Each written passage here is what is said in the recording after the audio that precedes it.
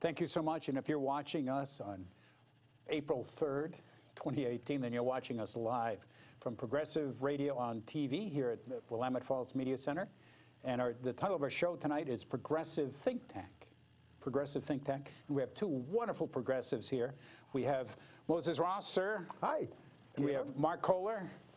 And I'm just listening to them talk about state politics, local politics, national politics, and I am blown away. So this is going to be a very interesting night tonight. And if you'd like to give a call, if you'd like to have comments or something, please give a call to our phone number. It's 503-650-0198, 503-650-0198. And just call with a question or comment. You don't have to talk to us if you don't want to, but the comment would be cool, especially with the incredible political stuff that's going on now. Oh, my gosh. Mark, tell us why you are running against Mr. Blumenauer.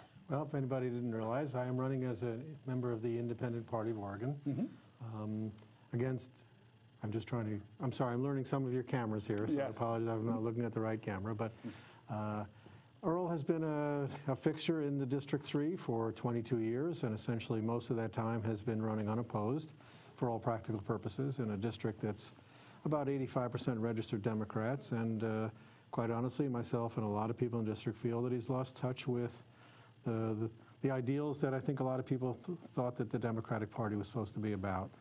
And so I'm working with him, against him, to just really try to point out the fact that we really want there to be a choice in the district. And there's a lot of issues about, we could talk about him, but I'd rather talk about some of the other issues. So. Okay. And what are some of the other issues, just briefly? Well, 95% of his money comes from PACs and large corporations. Oh, I didn't know that. He also has become a multimillionaire while he's been in, now that's not necessarily a problem. I mean, we all want to make money, and but now he ranks as one of the top 20 richest members of the House on a congressman's salary for the last 20 years.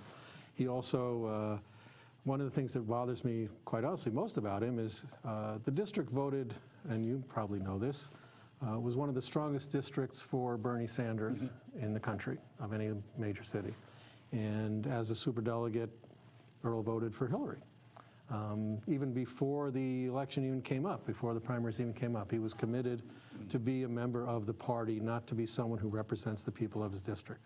And District 3 has a tremendous amount of activism.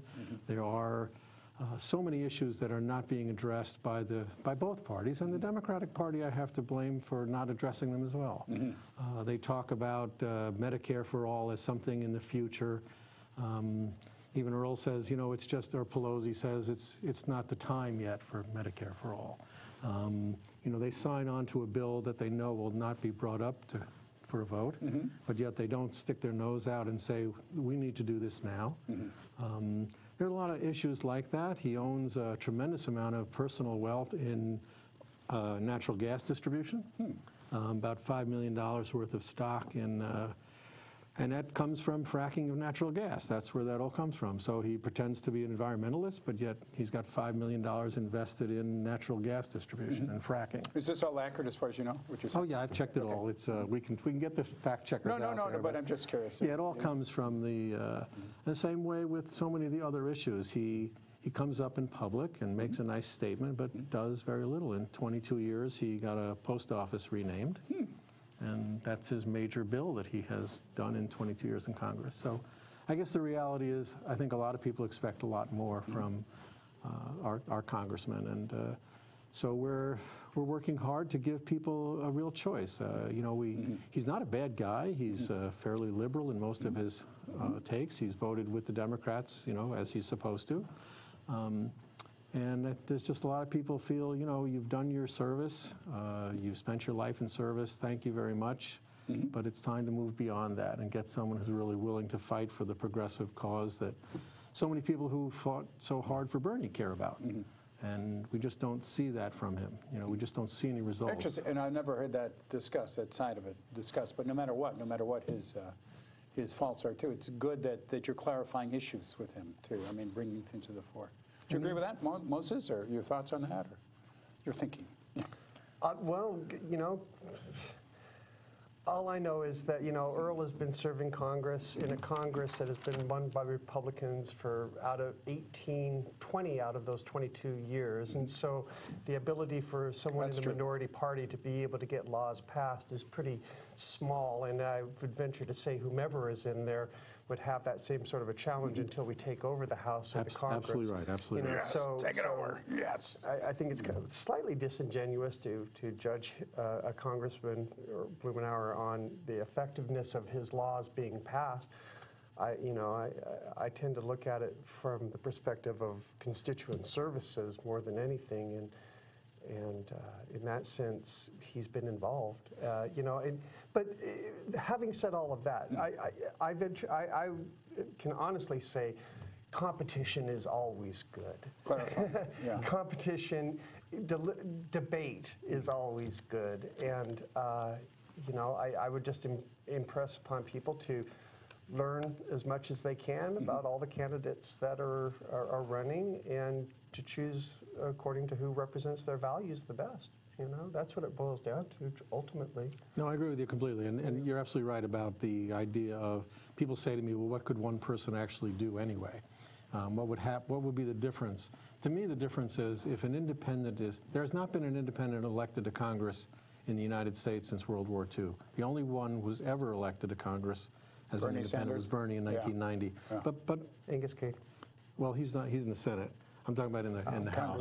Yeah. In the House. And that was, at the time, Bernie was also mayor, and it was a fairly easy transition for him to come into the House as an independent. But the signal it would give to the rest of the Democrats as well as Republicans that the progressive movement is not, to be taken lightly.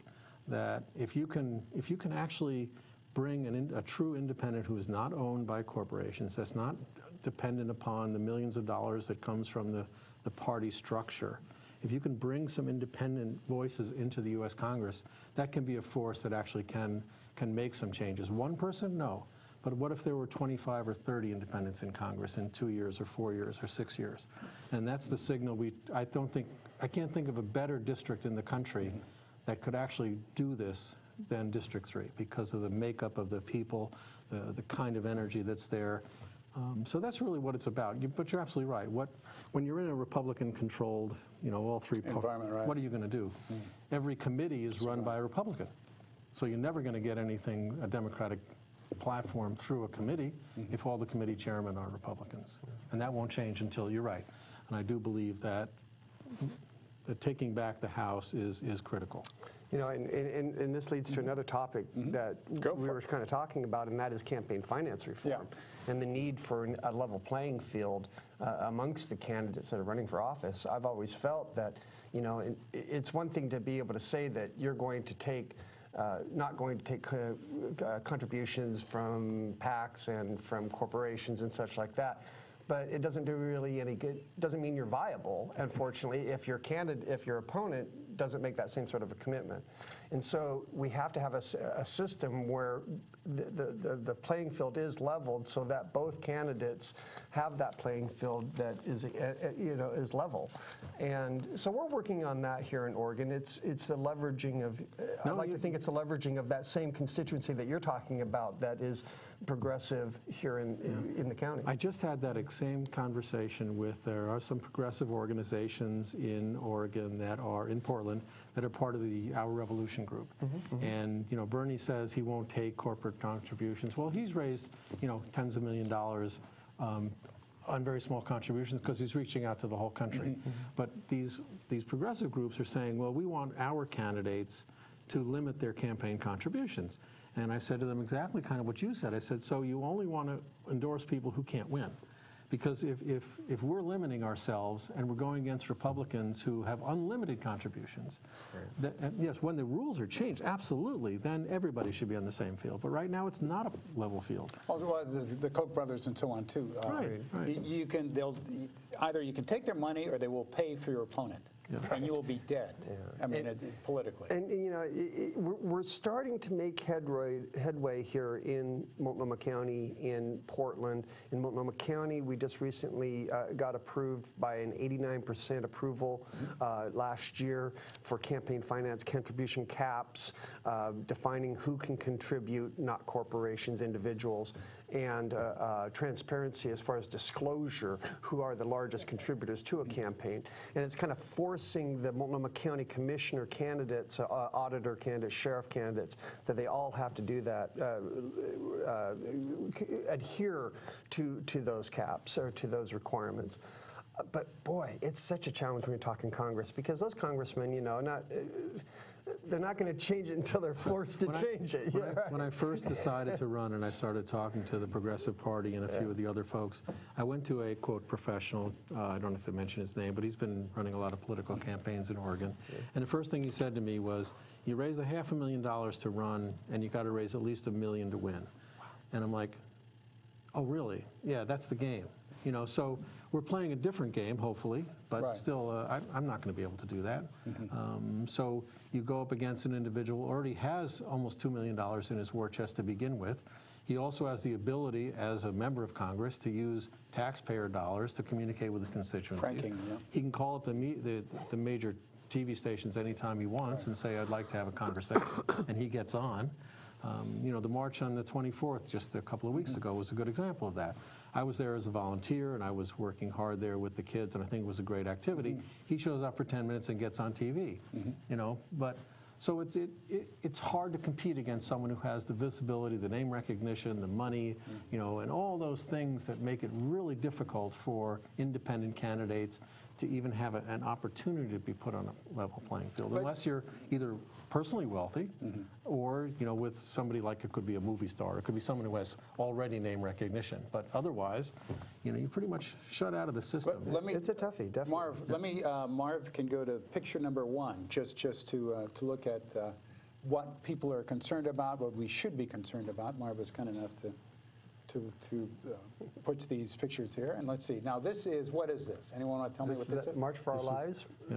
I don't think that was Portland, because it was cold here in Portland, so that was somewhere else probably. But that was about Parkland. Well, and there was blue sky, right. Yeah, these kids are just terrific. David Hogg, you know, we're concerned about bad David Hogg. How about the next picture, Mark? Let's see bad David Hogg here. And Emma. There you go. Cute. You know, it just blows me away, the amount of integrity and courage that these young men, these young students have. I watched 17? her. Well, when they talked about the bald lesbian, I thought that was quite a comment from that fellow who was running for. Right. I think he was running for Senate, wasn't he? Or yeah, he was running for state representative in Maine. Was it Maine? Yeah. He makes the comment. Right. He gets enough pushback. Within 48 hours of making the comment, he resigns the race. He gets out of the race. And in that 48 hours also, he got a Democratic opponent. Yep. So, and that person raised 20,000 plus in that 48 hours because of one tweet of that young man. Yeah, I was really thrilled that cool. they made it impossible for politicians to speak at the marches. Yes. You know, I thought that was a really great thing that they did. This was not about a chance for our governor and our congressmen and all these people to get up and give their same old, as the kids have said so many times, you know, in the beginning was, you know, we don't want your BS anymore. Yeah. You know, we've heard all the wonderful platitudes of things that someday you're going to do, but prayers and thoughts, don't stop bullets. That's right. You know, there was a reporter on Sunday News. And the reporter was asked, you know, how come only kids spoke? And she says, well, I'm not really sure, but when they went to Clooney to raise money, Clooney gave them a check, but also said, you know, they asked him, what do you think about this? And he says, don't ask me, ask the other kids. Right. And he actually refused to talk. Yeah. They gave him the opportunity. He said, no, this isn't about us. This is about you guys. And to stick with the kids, right to the point. And, you know, people are going to pick on kids. I mean, They got no. Look at what happened to Laura Ingraham, or however you pronounce her last name. Ingram. Which is it's poetic justice, considering the way that she has maligned and badmouthed others. She just thought she was doing the NRA's bidding once again, and it was going to, and Fox's bidding, and thinking everything was going to be fine. No, they're up against something that they never expected: the unfiltered, raw emotion of teenagers that have been have the moral high ground. Also speaking truth to power, not Mickey Mousing around. What? Right. You don't think guns are the problem? What are you guys, stupid? I mean, it really on point, on point. And you have to realize, I think, that what makes change happen is when there are, if you go back to Sandy Hook, the 6-year-old getting killed didn't make anybody pay attention beyond a couple of weeks. But with 24 million students who potentially will be voters, now all of a sudden they're paying attention. That's right. And it's that masses. And I go back to my early days in the Vietnam War protests. It really was the Kent State killing, when they killed the 4 students at Kent State. All of a sudden we had millions of college students all over the country, and it wasn't just in New York or California. They were everywhere, and that's that's how you get change, when you mobilize a lot of people. Exactly, and I think once again the GOP has completely, and the NRA screwed the pooch. Well, they have completely underestimated how the moral authority that they bring to the table, these teenagers bring to the table, and their ability to, as you say, to cut through all of the BS and get straight to the point. But the challenge still is none of them, not none of them, but almost none of them are of voting age yet, and traditionally they don't vote hardly at all anyway. And they realize that nothing has happened yet, even since all these marches. There still isn't a single bill that's being brought up that, so the pressure can't stop. Oregon, of course. That's right. Individual states are trying to do certain things, which is really good. But on the national level, and that's why I keep pushing back to the people that I talk to about, what's the difference between working on the local level, which is wonderful stuff, and I think in Oregon, the Democratic Party is becoming more progressive. They're being forced to be more progressive. There are progressive candidates that are running against incumbent Democrats in the local levels that are much more progressive. That's a really powerful thing. But as far as the national scene goes, we've got the same 4 congressmen that have been there, and the same 4 plus 1 Republican, and those people are going to keep doing the same things they've done over and over again until we change some of those people. They're going to make the speeches just like the kids said. They're just going to get more and more of the same, and maybe they'll make background checks a little stricter. Maybe they'll do this bump stock thing. But, what big change is going to happen until we start changing? But now let's also keep in mind, though, one thing. We're talking about a Republican-led Congress. That's right. And the Democrats do not have the ability to put their preferred legislation up for any kind of a vote. But they can, because the Republicans who want to think about getting reelected realize that they've got a lot of those kids and they've got a lot of those parents in their districts as well. So the Republicans can, be led down a path when they realize that, as the kids have said, we're going to vote you out. Mark, I think you're, with all due respect, a little idealistic about the representatives have grown up to say climate change doesn't exist. We have to cut taxes for the richest people. We're not concerned about the homeless. We're not concerned about DACA recipients. And certainly their support of gun control is required. It's pledging to church, going through the rites and so on. You have to say everyone can have a gun, even though it's absolutely stupid. But still, it's an act. Ever heard of what they call blue lies? Sure. Blue lies. You heard of that, Moses? Yep. Blue lies are lies that people tell themselves within a group, even though it's a lie. Like Obama. Oh my God, he's not born in the United States. But it's and they can tell themselves these things.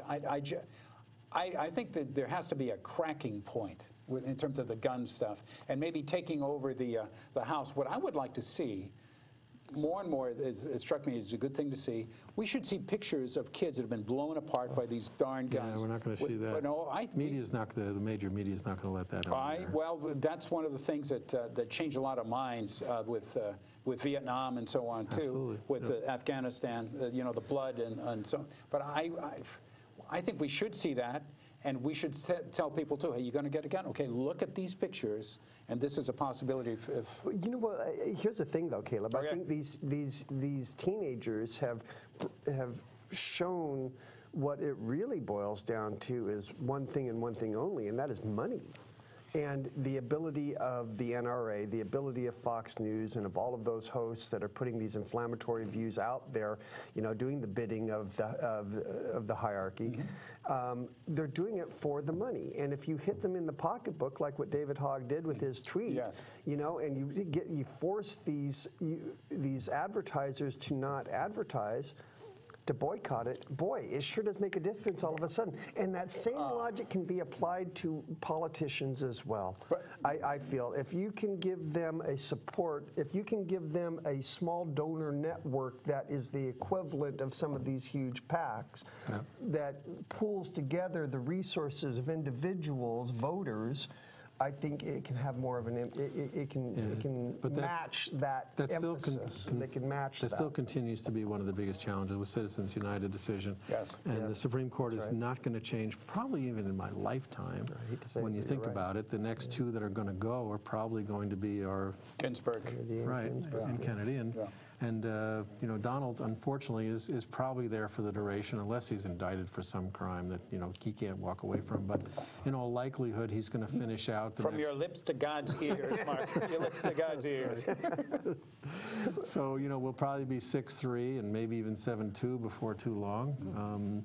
It's going to be a really tough. So the only way to do that is, you know, prevent that is the constitutional amendment, which...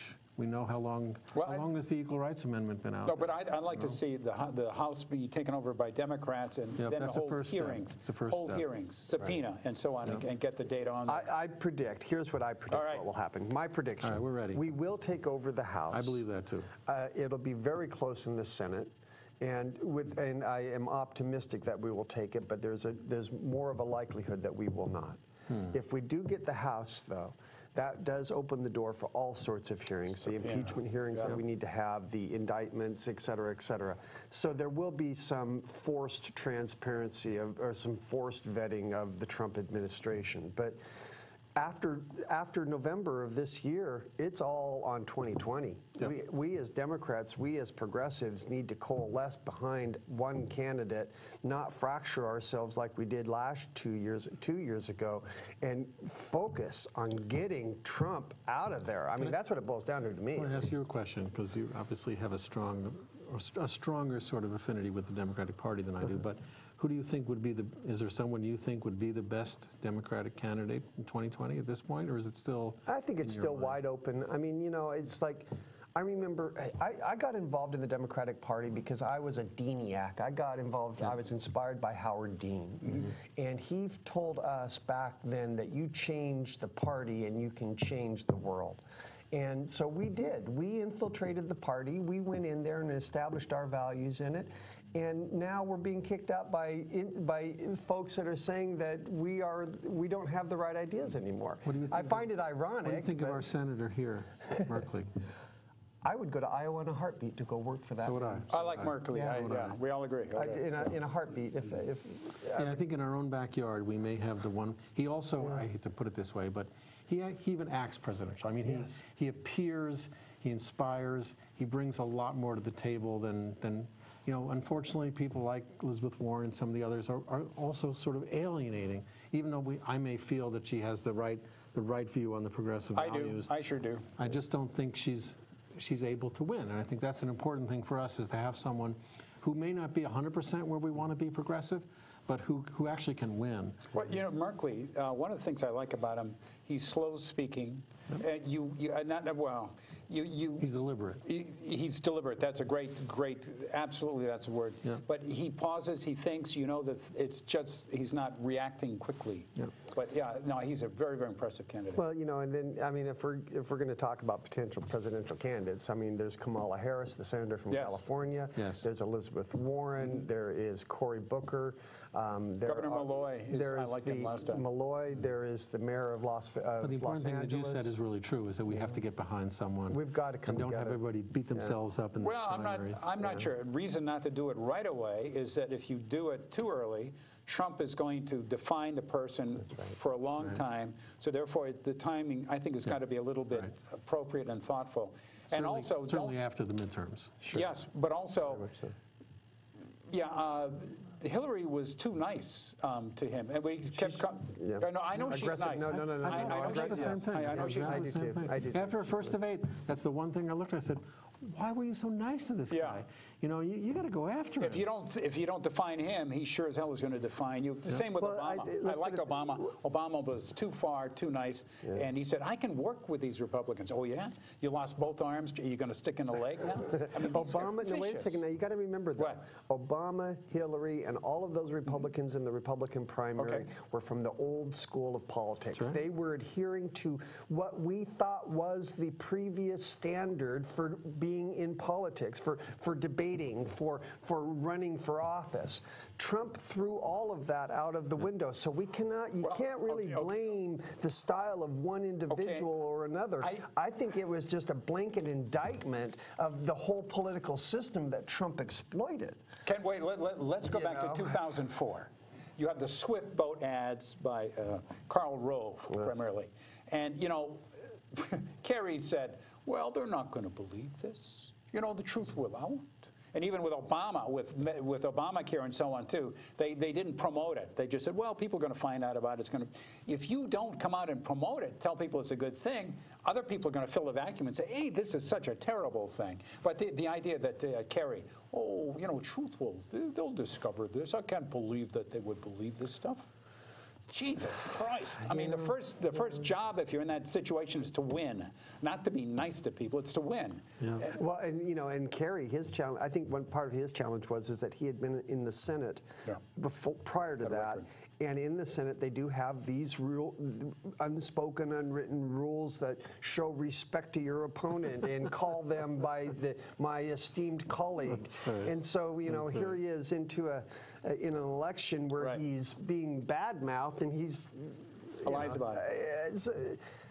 Aggressiveness, counteracting the narrative, the negative narrative. To me, I agree I think with you made a really good point that whatever the rules were, they don't apply anymore. I agree with that. And I think we just have to look. It's like somebody was telling me the other day, you know, that it's ridiculous for me to even think about running because you can't beat the guy. And a guy sent me a text the other day. He said, you know, in the NCAA tournament, a number 1 has never lost to a number 16, except last week. Except, You know, and it's that same kind of thing. That's cute. It's only impossible until it's done. Yes. No one was ever going to, when I was a kid, I remember no one was ever going to break the 4-minute mile. Yes.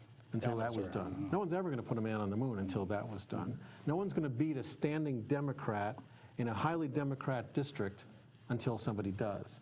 And I think that's the challenge that I try to talk to people is, you know, why do you have to just stay with what you, because like you said, Trump broke the rules. The rules don't apply anymore.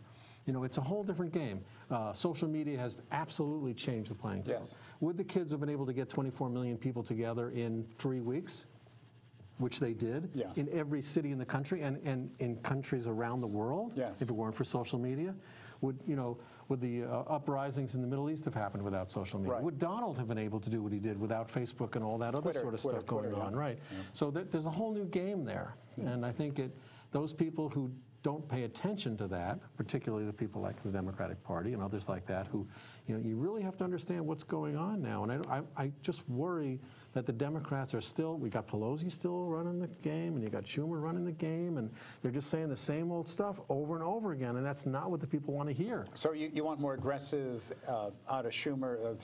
I want Pelosi to step aside. Okay. You know, if you see it now, a lot of Democrats are saying, well, I'm not going to be a Pelosi person because they don't want to get tied with that losing strategy, and I think it is a losing strategy. I just, you know, I find something ironic. You know, you're running as an independent, but all of your comments are negative towards the Democratic Party. Why can't we talk about some positives of the independent party brings to the table here? I mean, you know, you're not running. Well, you know, you're representing a party, not the party isn't dog Democrats. The party is the independent party. What does that stand for? That stands for essentially, to make it real clear, I essentially am on Bernie's agenda 100%. So you're a Democrat.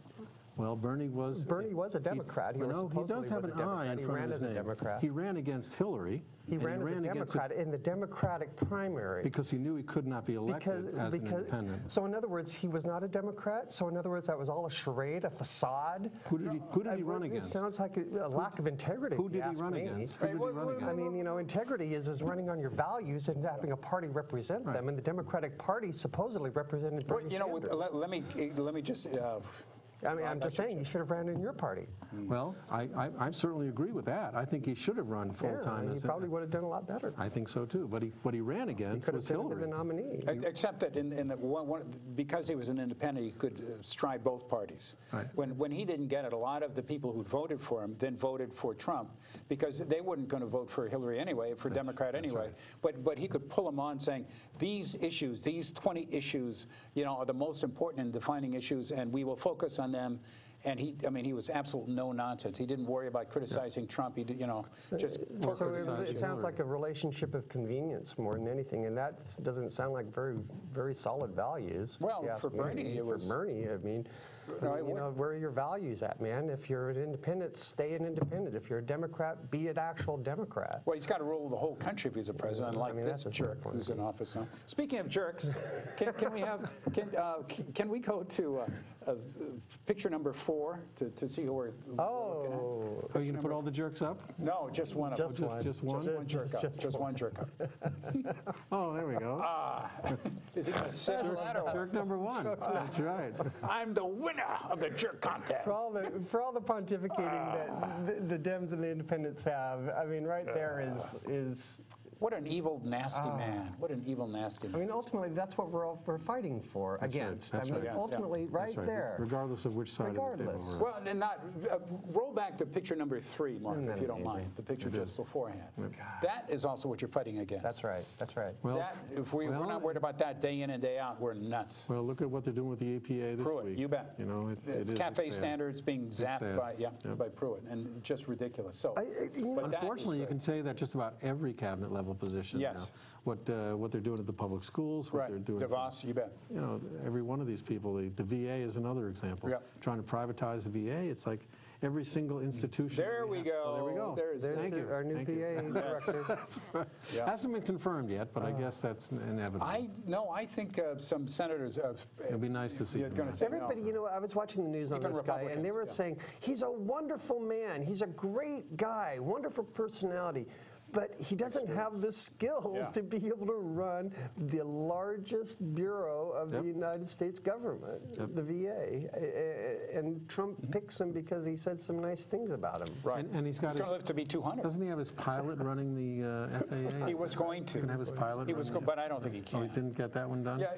Do you remember? It reminds me of with George Bush the younger. And he remember back when we were innocent, young and innocent, and we had George W. as our protagonist. I didn't like the father. But anyway, the son was particularly egregious. I know. But remember when he was trying to find someone for the Supreme Court, and he scoured the country. So he said, and by some quirk of luck, I guess, of good luck, his own personal attorney he was going to put on the Supreme Court, Harriet Miers. Yeah. And, you know, it's like Trump. I mean, you shake hands with a guy at McDonald's, you say, yeah, you can be, you know, Surgeon General. What do you think, you know? No, just because you like them interpersonally doesn't mean they're qualified on a whole host of other issues. But that's Trump's way of doing things, telling his pilot, yeah, you don't put your head at the oh, yeah, that's great. Yeah. I don't think so. Can I also, first of all, let me just say, here we are. We are on Progressive Radio and TV, and this is the first Tuesday, first Tuesday of the month, and it's 4/3/18. And anyway, thank you so much for putting us on, letting us be here, and try to take a look at their address. Please show us more of the street address. There we are, Willamette Falls Community Media Center, 1101 Jackson Street, Oregon City, 97045.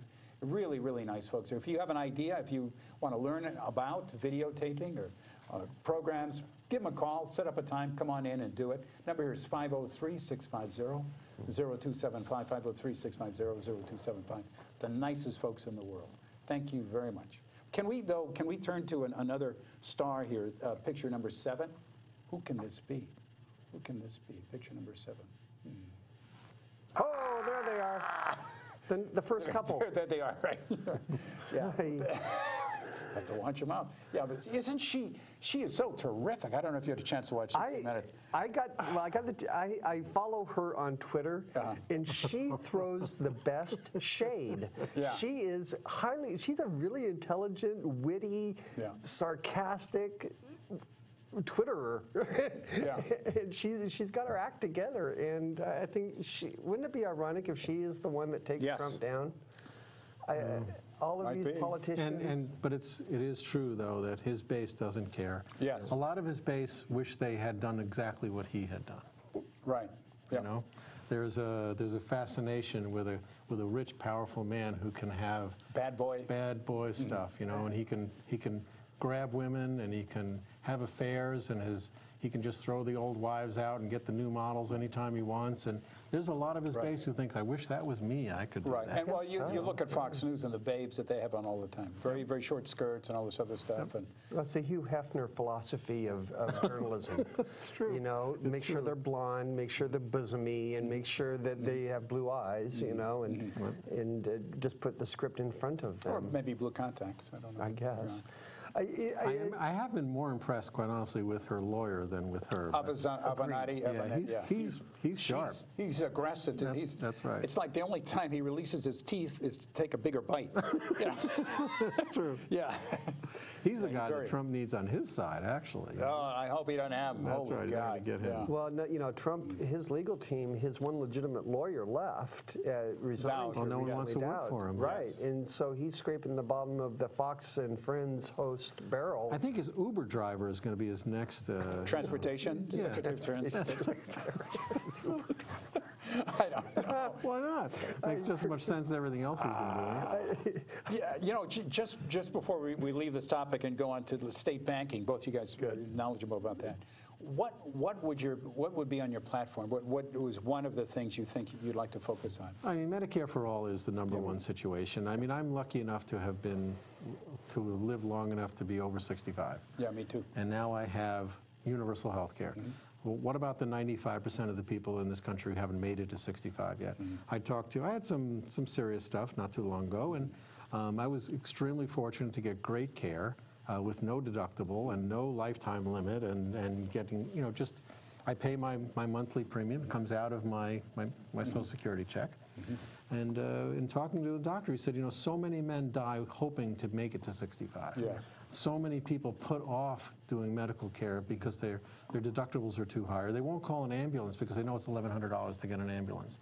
So, you know, it's just the most absurd thing in my mind that every single Democrat doesn't make universal health care their number one priority. I mean, to me, that's just you know, we have two systems. We have Medicare and we have the VA. Right. We have perfect examples of how it works. And yet we are still allowing ourselves to be controlled by the insurance companies. And again, it's another one of the things we talked about earlier. Yeah, he got $100,000 this year from the insurance companies, but they pay both sides. They don't care which side wins, as long as they are still controlling our healthcare system. I think doctors and hospitals and medical people should be making decisions about medical care, not insurance companies. Yes. I mean, that's the most important thing in my mind. You agree with that too, Moses? I do. You know, it's easy to forget that the ACA, the ACA originally, the Affordable Care Act, was one of those pieces of legislation that was passed during the 2-year period that we had a majority in the House. Yep. In both House and Senate. And I always felt during that time, like you, that we needed to have a health care, a single payer system would have been the most logical approach to that would have been the time to do it. That would have been the time to do it, exactly. What it did boil down to, though, was so many of those special interests in the insurance industry and in the medical industry they didn't want to lose their cut. Right. And they were afraid that that was going to happen. And so they forced this hybrid of the ACA onto us. And it did serve a purpose. It didn't serve the full purpose. Yeah, certainly you can say that more people had health insurance after than before, but there's still millions and millions of people who still have no insurance at all. And to me, that when you say we want to make insurance affordable, take the insurance word out of it. It should be guaranteed. It should be a right. Yes, health. You know, to me, I just look at it like public school. You know, no one would ever think at this point that we shouldn't have mandatory free public education up to 6th grade. Pleasure divide. Other than our Secretary of Education. Right. Other than her. Republicans in general. That's right. The Koch brothers. That's right. But I mean, That's right. She would privatize public education if she you bet. could. And some of the Koch brothers, they've been privatizing everything. But I think anyway, the majority of people would not let us do that. But healthcare, to me, is exactly the same kind of thing. Every individual in this country should have the right to health care.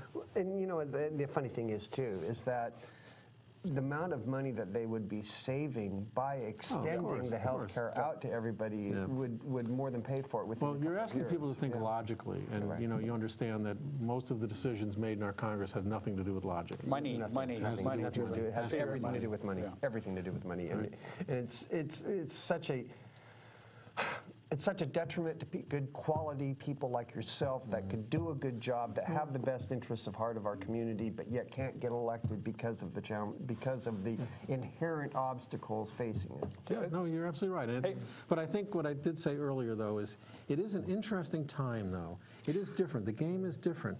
I've got over 5,000 friends on Facebook now. Good. That's 5,000 people that I would never have been able to communicate with any other way. And those people are helping me with town meetings and with house parties and with getting people together. I don't have the resources to, I can't have a TV commercial, I can't afford that. But you can begin to pull, I go to dozens of different groups, and every one of these groups has a particular cause. And almost every one of them says that the government is not doing enough for our particular cause, whether it's the Don't Shoot Now people or the Black Lives Matters people or the Save the Gorge people. There's so many people who have these progressive agendas, but they're not feeling that the current makeup of our government is really addressing their issues. And when they see a candidate who says, yeah, I don't belong to any of those other people, I'm going to belong to you, they sort of start thinking, oh, maybe we could make a change. So that's what I keep building my hope on, is that when we reach enough people to the point where they say, you know what, just the same old Democrat doing the same old thing isn't good enough anymore. The only way we're ever going to make change, go back to that Albert Einstein quote, right?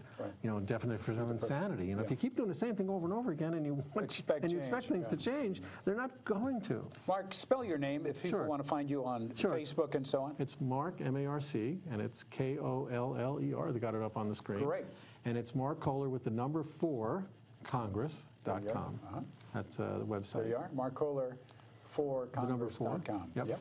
Thank you. And I'm assuming that at that website you accepting donations? Yes, we do. Yes, we do. Yeah. I have not, like I think I told you earlier on, the first thing they told me is raise $500,000 to begin. But I haven't really done any serious... Most got $500,000. Well, that's the other thing is I'd like to find if there's anyone out there who has, a significant amount of money they'd like to invest. I'm happy to take a larger contribution other than the $2,700 limit. When you say invest, you mean invest in the future of the country, humanity itself, helping kids. And so I need you writing my press releases. But let's go on to a real evil guy here. Another How many more do we have? Number 8. Is it the same one? No, this is number 8. Must be Mitch. This guy, what? It must be who?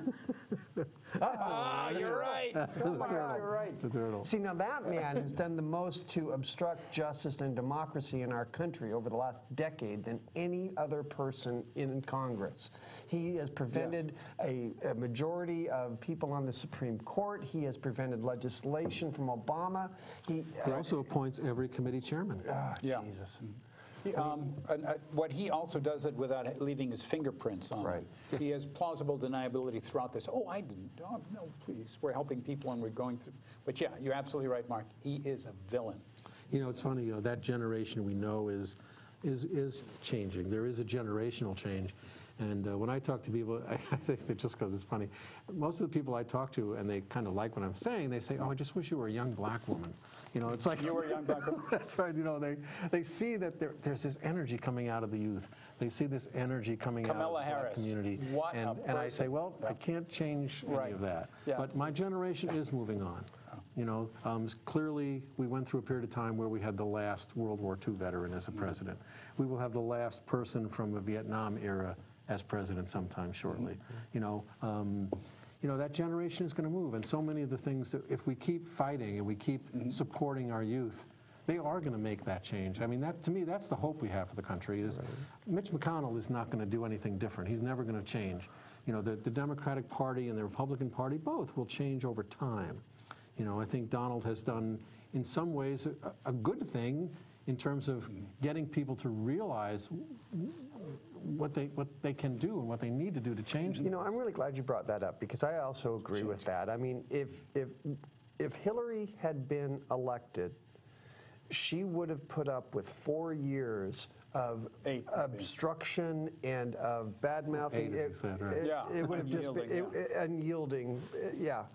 And it would have been hell on wheels. Yeah, we would have got the Supreme Court justices that we deserved, but everything, most of her agenda would have been stifled, I am sure. Now, so what happens, my point being, is that Trump has coalesced, has brought together, has woken up a large section of our population that have begun to realize how empowered and powerless we are. My hope is that they just keep moving forward. They keep getting engaged. They keep, you know, working towards, and, you know, as much as we can have conversation about where Bernie Sanders stands in the world, in the same way, he continues to keep those thoughts alive with everybody, and keeps, you know, trying to make people aware that we don't have to have kids getting $100,000 into debt to go to college. You know, that we can have a system where everyone has health care. We can have a minimum wage that people can live on. Have you seen this poll of likely voters 2016? Every now and then I lose it, but it's... Now you're going to make me put my glasses on. Sorry about that, but the first one is to allow government to negotiate drug prices. 79 people are for it, 12 are against it, for a total of 60. But these are all the things that average people believe in, people with a heart, with a soul. And, you know, give students the same low interest rates as big banks, universal pre-kindergarten. These are all well over 50% of the public. It's Strangely enough, only half of the people say tax the rich. Well, no, but way down in the bottom. Where's that? Way down in 54%. Okay. I would have, you know, to me, that's like one of the. No, but look. I hate to go to that, but you remember when Donald was saying how he didn't pay any federal taxes, and he said, because I'm smart? So if everyone was as smart as Donald, we would have no federal taxes being paid by anyone. Wouldn't that be a great country? Mitt Romney also said, you know, you want a president that limits his taxes, because, you know, you're going to be smart enough to be president. His father, George Romney, though, said, I'm proud to pay my taxes. That's right. You know, I'm proud to pay. And let's go back to that number, though. When you say tax the rich, you're right, 54%. Of course, we don't hear in public media anywhere about the usefulness of taxing the rich. But you look at the people who are opposed to that, that's only 31%. So it's like, it should be higher. And you and I mean, we here have been baked in a Bernie philosophy, and know the benefits of raising taxes on the rich. It reduces boom and bust cycles. It, you know, gives money for things that are needed. And just fair share. That's all I'm saying. You know, progressive taxation. Well, but you once again, Reagan, when he made the initial adjustments to the corporate tax rate to bring it down from the high of, well, at the time it was like 30 to 40% down to 20. something like late high 20s. And even lower. And so, you know, this has been a premeditated plan of the conservative movement for almost 3 decades now, staring with William Brink, what was it? Powell's letter, memo? What was the name of well, actually, the conservative movement started with the Goldwater, and then it has evolved. But point being is that this has definitely been premeditated. Absolutely. Over a period of time.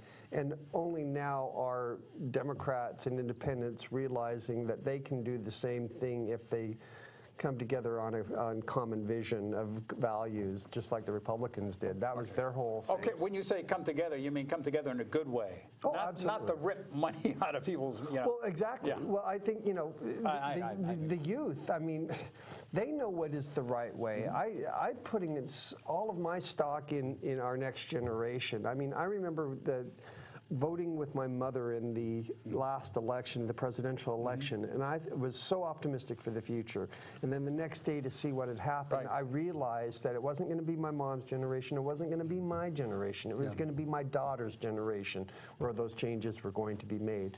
And so when I saw those kids from Parkland standing up and leveraging the social media and the moral authority that they had from being involved in those shootings, and leveraging it the way that they have, it made me realize there's the generation. That's the generation that's going to save us. And their parents, because their parents are the ones who are in their 40s who are realizing Social Security, for me, I'm 47 now. When is there even going to be Social Security? Not if you listen to these guys. That's right. Are they going to destroy Medicare for me? Privatize it. You know, are my children going to be able to go to college? You know, I think those parents, the mid-40s and early 50s, those are the ones that are also going to be driving the change too. I'd like to see these kids focus on a variety of issues, not only guns, but you know, just to take the smoke and mirrors away from the Republicans and saying, wait, you know, Social Security, Medicare, and so on too. Let's take a look at this, and so you don't have to go through cable TV and you know, CNBC, the financial news networks, Fox, and so on too, that limit your speech. You know, you're talking about the media. What about this whole Sinclair thing? I mean, that's terrible stuff. That is frightening. We saw them a couple days ago, right? All saying the same thing. 70% of local markets. That was 1984 stuff. That was really scary stuff. I agree. You know? Well, and it's been, once again, fairness doctrine. Reagan, he started this whole movement, this consolidation of media power and also, media companies. unfortunately, consolidation also. Clinton spearheaded as well. So, but the fairness doctrine and Clinton, you could combine the media centers and have really big monopolies with that. Yeah. But I mean, I agree with you. I agree with you. It's unfortunate. But and thank God for Facebook and your kind of, I mean, in some ways for the people fighting on the fringes and having ideas. Yeah, you know, it's amazing. Well, I don't know, amazing. Obviously, it makes sense. With the Facebook, it's the right-wingers that are spreading the most lies, most fake news. Even the, you know, that whole thing with Cambridge Analytica. They didn't do anything illegal. They used, you know, Facebook is deliberately making it available because their model makes money by advertising, and advertisers really being able to get the data that they need to target their things. That's what makes them the fortune that they do. Now, they didn't expect that the Russians were going to come in and use the same tool to do that. But I'm sure, though, Mark, in retrospect, if you'd have asked Zuckerberg, can we sort of surreptitiously, like a Trojan horse, take over your accounts, find out your likes and dislikes and so on too, that have said no. And apparently that they may have sort of violated an agreement of some kind. But it's I don't know if it's illegal, but it's certainly wrong. I agree with you. Well, you know, it's interesting though. I had a friend of mine make a very logical argument. Well, if you had a chance to read the terms and conditions of Facebook before you pressed accept. And if you did not read those, you accept the consequences of what you did. That's not. And so many people nowadays are, you know, the hashtag delete Facebook are all intent on getting rid of Facebook.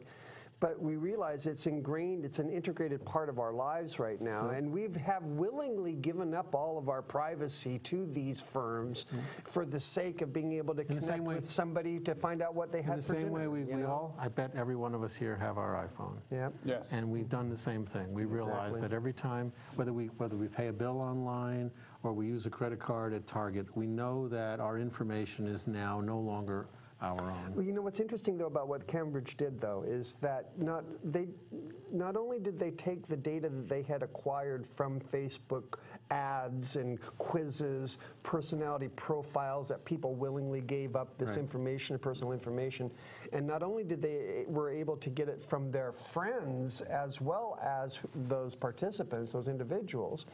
They were able to take that and use data sources, data points from other resources, and match them all up. Koch brothers and so you had this huge individualized, weaponized profiles of voters, of over 50, 100 million voters in the United States. And then they took that information and they customized specific advertisements to specific groups to be able to to influence their voting habits. Even not to show up to vote. Even not to show up to vote. And Trump was so proud that the blacks didn't show up as much in the last election. It's sobering. It's really sobering, and it's made me take a second look at my social media usage. Let me get back to Elizabeth Warren. One of the things that she did with her CPF. Pocahontas, you mean? Yeah, no. Right. Yeah, no, I don't mean that.